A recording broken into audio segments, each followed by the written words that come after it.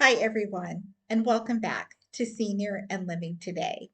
I was recently asked what are some activities that very aged people can do? What kind of activities can they do?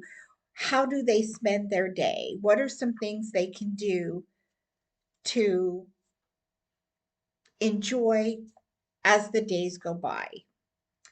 And one of the first things I want to say is if they have someone involved in their life that has access to any kind of modern technology that would be helpful to them, um, that would be a good thing because they would have the ability to set them up with podcasts of subjects that are of interest to them. There's all kinds of subjects out there for podcast, um, social science, etc. that you have to know what their niche is, and you could help them find a list of podcasts that they could listen to that are played and created on a regular basis, regular intervals to give them something to listen to and look forward to. So my first thought is podcasts. There's a zillion of them out there. You would just need to help them do a little research to find out which ones would be of particular interest to them.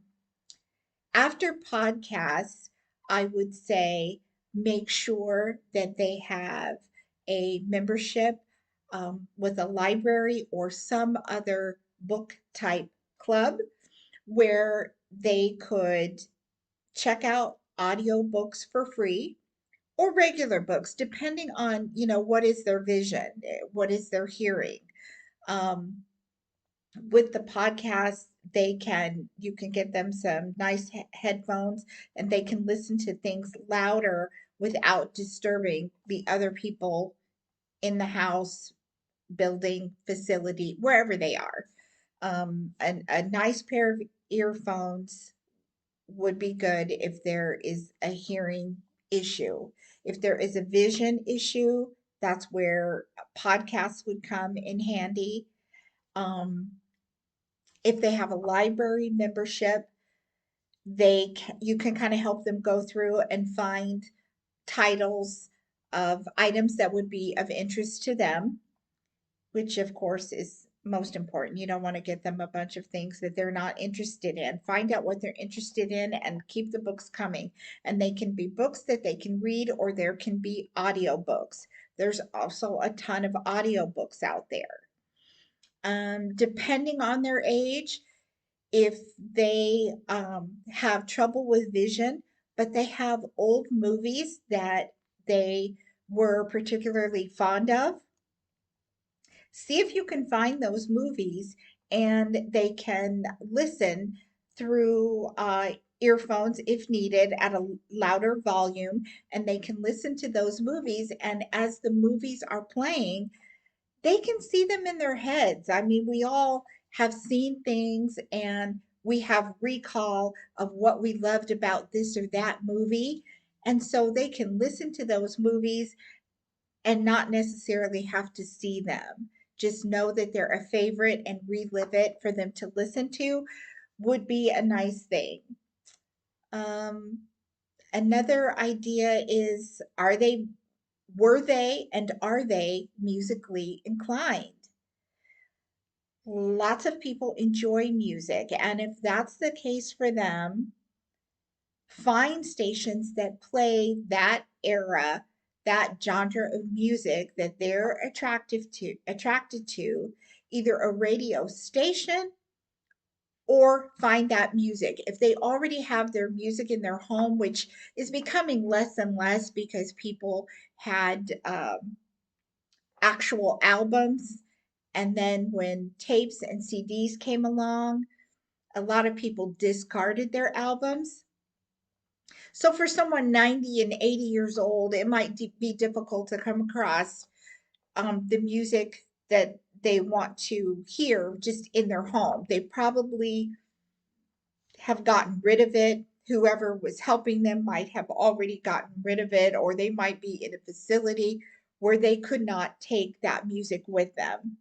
So that would be a good undertaking to find the music that they like, find stations that play it, or find access to it and put a playlist together for them so that they can listen to the music they enjoy. Most likely, the music that is out right now, they won't find that enjoyable.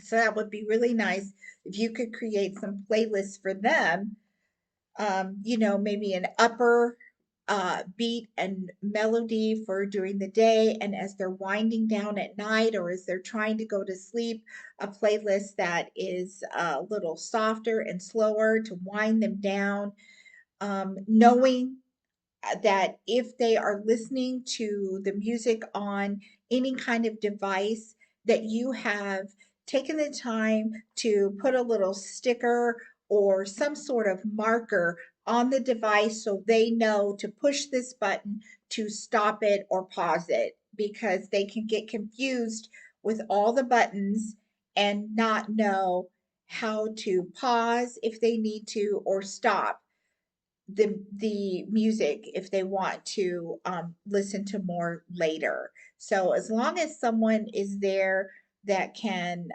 show them how to navigate that more easily, those are some ideas. They do involve technology, but they would be really helpful to pass the time for a very aged person, their ideas of things that they might really find enjoyable if you sit, talk to them, and develop a list of their likes. So I hope that this has been helpful to you and to the older people that you know, and you can start working on your book list and your playlist and your podcast list.